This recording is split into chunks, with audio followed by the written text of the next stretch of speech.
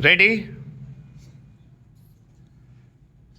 प्रधानमंत्री ने दिल्ली में नेशनल कैडेट कोर यानी एनसीसी की रैली को संबोधित करते हुए यह जो कहा कि कभी बेटियों की भागीदारी केवल सांस्कृतिक आयोजनों तक सीमित रहती थी, लेकिन आज भारत की बेटियां जल, थल, नभ और अंतरिक्ष में भी अपनी क्षमता का लोहा मनवा रही हैं।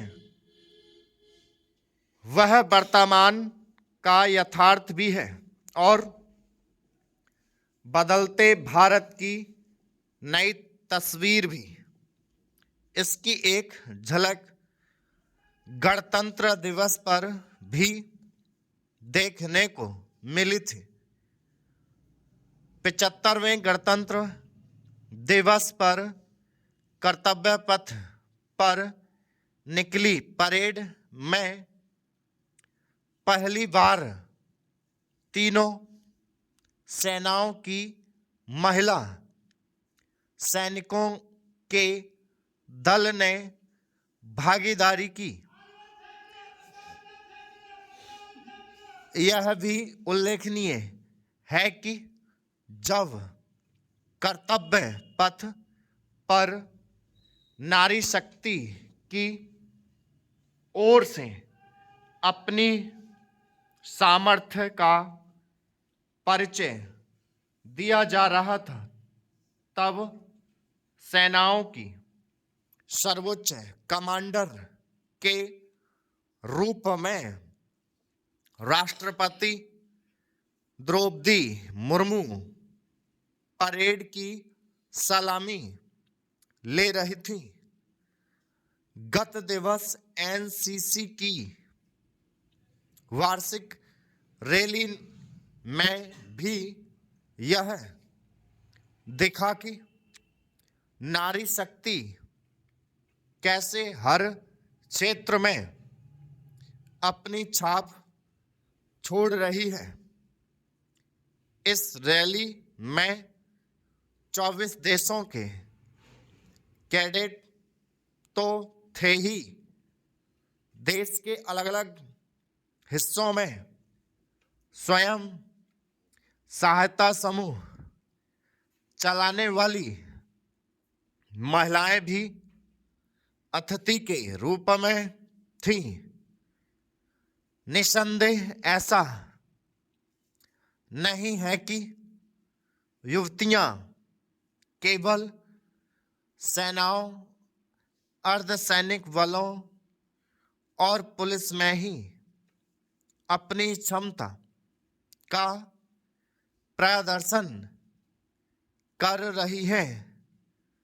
जीवन के हर क्षेत्र में उनकी भागीदारी बढ़ रही है।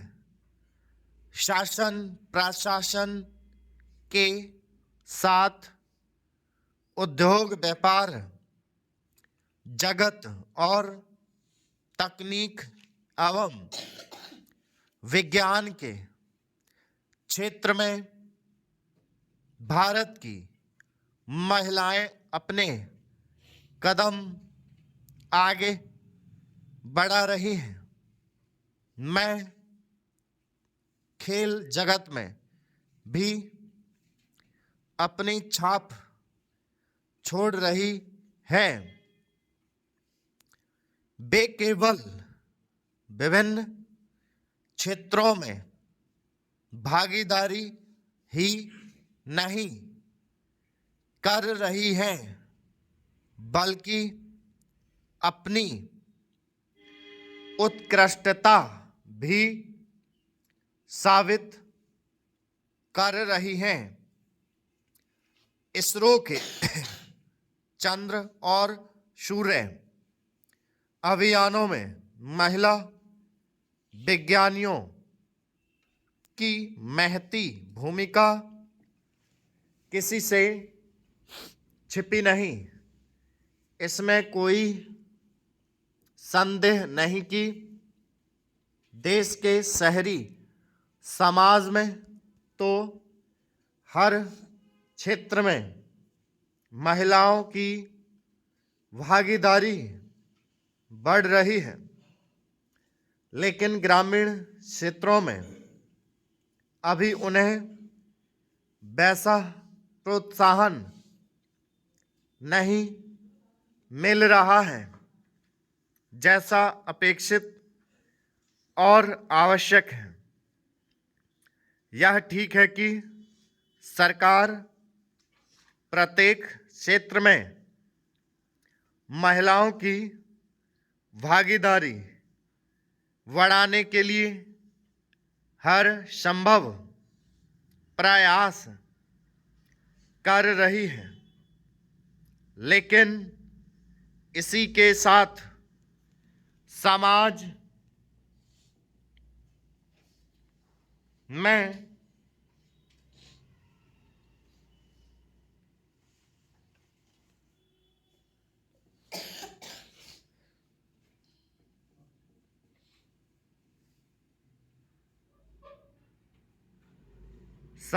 में